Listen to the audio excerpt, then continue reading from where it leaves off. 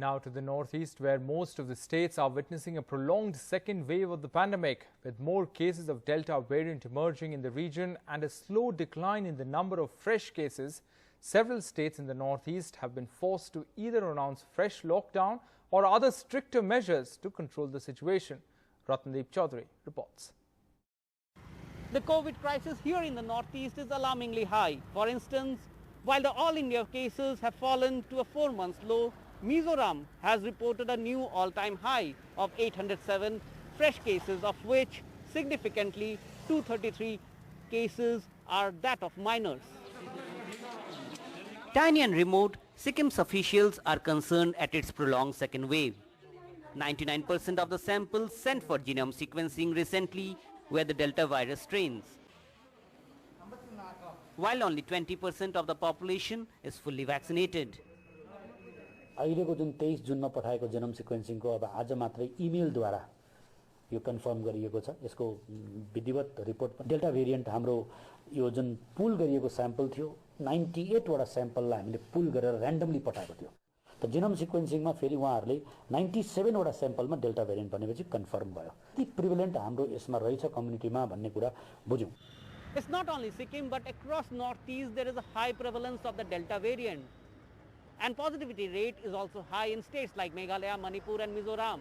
And the R factor that determines the speed at which the infection is spreading is also high in this region. On 19th July, the national reproduction number was 0.97. But except for Assam, the other 7 northeastern states were more than 1. That is, indicating that infections are spreading and not contracting. For Mizoram, R value has increased to 1.27 from 0.86 this week. Manipur, where R was slightly over 1 last week, but has now increased to 1.24. Tripura also saw an increase of R to 1.17 from nearly 1 last week.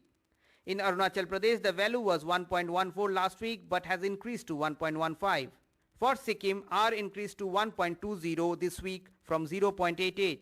Similarly, the R in Nagaland increased to 1.1 from 0.87 last week. Meghalaya also saw a rise in its R value from 0.92 to 1.08. Assam has an R value of 0.86, the only state in northeast below national average. On top of it, a recent ICMR study shows the northeast is reporting breakthrough infections.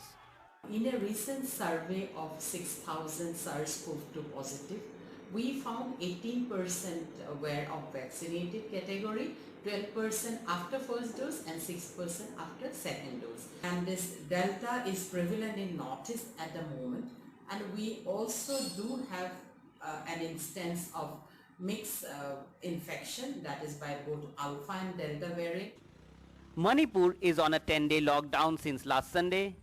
Tripura has already imposed a weekend curfew and a day curfew in Agartala and 11 other urban local body areas till July 23rd. Assam has total containment zone and curfew in 5 districts. The fear of an extended second wave merging into a possible third wave looms large.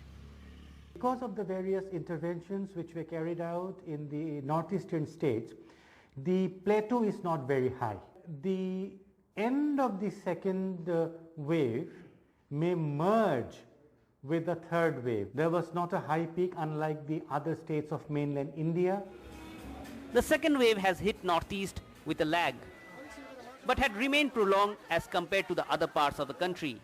It has been a test for the limited health infrastructure of the region to put up with this long haul. With inputs from Dali Fanai and Aizol in Guwahati, Ratnadeep Chaudhary for NDTV.